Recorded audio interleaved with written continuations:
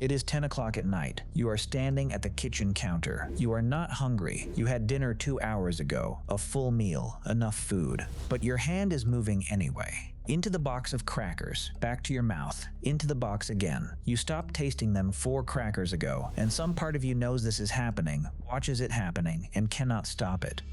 You are not weak. You are not undisciplined. You are not failing at something other people find easy. You are doing exactly what you were built to do. There is a reason ancient humans almost never got fat, even the ones who gorged on thousands of calories in a single sitting whenever the opportunity arrived. It has nothing to do with willpower or metabolism myths. The reason is stranger and more precise than that, and once you understand it, the way you look at every craving you've ever felt guilty about is going to change. To see why, we need to leave this kitchen. We need to go back to a world where the food problem was never too much. It was never enough. Picture a small band of humans on the move, 50,000 years ago, East Africa, late dry season. The grass is brittle, the rivers thin to threads. They've been walking since before sunrise, not for exercise, but because staying still means starving. Today has been a good day. Some tubers, a few unripe berries, one lizard eaten whole before anyone else could ask for a share. Then one of them spots it high in an acacia tree, dark and humming, a wild beehive, full of honey. What happens next is not pretty. They smoke the bees out, tear the hive apart with their bare hands, getting stung dozens of times without slowing down. Then they eat the honey, the comb, the fat and protein-packed larvae inside it, past comfort, past fullness, until their bodies physically cannot hold anymore. This is not a failure of self-control. This is the most intelligent thing a human in that environment could do. Because on some deep biological level, that person knows. This will not happen again for a long time. Calorie-dense food in the wild is rare. The feast is real, and the feast will end. The famine is always coming, and the only way to carry food through a famine is to store it inside your own body before the famine arrives. The humans who felt full quickly and stopped eating left calories on the table, calories that, in a bad season, meant the difference between life and death. Those people had fewer children. Their genes thinned out over thousands of generations. The ones who survived, the ancestors of every human alive today, were the ones who could not stop, whose bodies screamed, "Keep eating," when food was good, because 2 million years of hunger had taught them the good times never last. You inherited that. Every person who has ever stood at a kitchen counter eating past fullness and wondered what was wrong with them, you are the direct biological heir of the humans who ate the most aggressively when food was available. You didn't inherit a flaw. You inherited the winning strategy that carried your lineage through ice ages and famines that lasted years. And here's the part that gets strange. We don't have to guess at this. Some of those ancient humans are still alive. The Hadza of Tanzania are one of the last populations on Earth still living as hunter-gatherers, eating the way humans ate for most of human history. Walk 10 to 16 kilometers a day, dig tubers, climb for honey, track animals for hours, and when food is available, they eat enormous quantities of it. Organ meats, fat, honey, by the handful, without hesitation. Their rates of obesity, type 2 diabetes, and cardiovascular disease are all near zero. The diseases that define modern life are almost completely absent from a population that eats with total abandon whenever food is there. This is not a coincidence. This is the system working exactly as designed.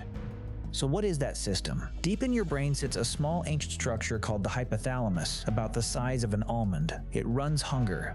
It listens to a hormone called leptin, released by your fat cells. When fat stores are adequate, leptin rises and the hypothalamus tells you to stop eating. You feel full.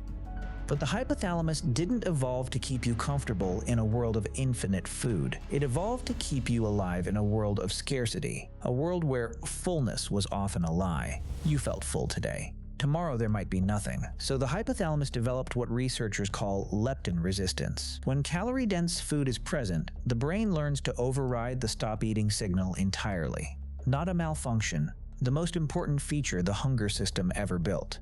It gets darker. Running alongside the hypothalamus is the nucleus accumbens, the brain's reward center, where dopamine lives. Dopamine's job isn't pleasure, it's want. In the ancient world, the foods that triggered the strongest dopamine hit were the rarest, most calorie-dense ones. Fat, sugar, salt. When you found them, your brain flooded with dopamine as a command. Keep going. Don't stop, because either you eat this now or another animal will. Neuroscientist Stephen Guyenet has shown that this hunger circuitry isn't triggered equally by all calories. It's triggered most powerfully by fat, sugar, and salt in combination. And here's the thing. Nothing in nature combines all three at high concentration. That combination doesn't exist in the wild. It exists in almost every processed food on a supermarket shelf. Researchers estimate the average person today encounters more high-calorie density choices before noon on a Tuesday than a Paleolithic forager encountered across an entire month of successful hunting and gathering. Not a year, a month. And exercise doesn't save you from this. Anthropologist Herman Poncer measured the total energy expenditure of Hadza hunter-gatherers and found that, despite being dramatically more active than sedentary Westerners, they burn roughly the same total calories per day. The body compensates elsewhere. You cannot out-exercise 2 million years of famine adaptation. So picture a Tuesday afternoon. You're at work. 3 p.m., the energy dip arrives. You walk to the vending machine. Your hypothalamus sees a concentration of fat, sugar, and salt that, in the world it was built for, would represent something extraordinary. Your nucleus accumbens floods with dopamine, not because you're hungry, but because the signal says, this is rare, this is valuable, do not leave it behind. You eat the chips. Halfway through the bag, you're not tasting them anymore. You finish it anyway. This is the answer to where we started. Ancient humans didn't get fat because the feast always ended. The honey ran out. The fruit rotted. The body stored everything it could, and then famine burned it off, and the cycle continued, the way it had for 2 million years. Your feast does not end.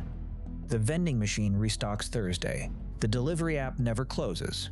Former FDA Commissioner David Kessler spent years investigating the food industry and found that the hyperpalatability of processed food isn't an accident. It's a deliberate engineering goal, calibrated to override your satiety signal as effectively as possible.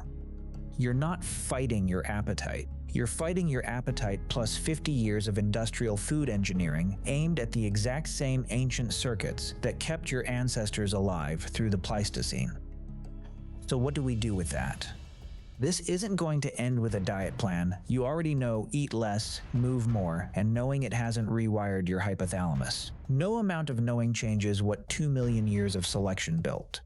But it can change the story you tell yourself at 10 o'clock at night. Most people tell themselves a story about failure, about weakness, about being broken. That story is scientifically wrong. Nothing in you is malfunctioning.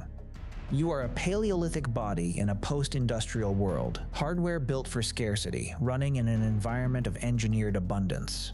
Every craving, every time the off switch failed to fire, was the sound of a 2 million-year-old system doing its job perfectly in a world it was never designed for. The ancient humans who never got fat weren't stronger or more disciplined than you. They were just lucky enough to live in a world where the feast always ended. You were given a different world, one permanently lit up with signals your brain was never built to resist. Your hunger is still here, still doing its job, still preparing you for a famine the modern world forgot to deliver. If this changed how you see your own hunger, there's more where this came from. This channel digs into the ancient machinery still running underneath modern life. Subscribe if you want to keep looking.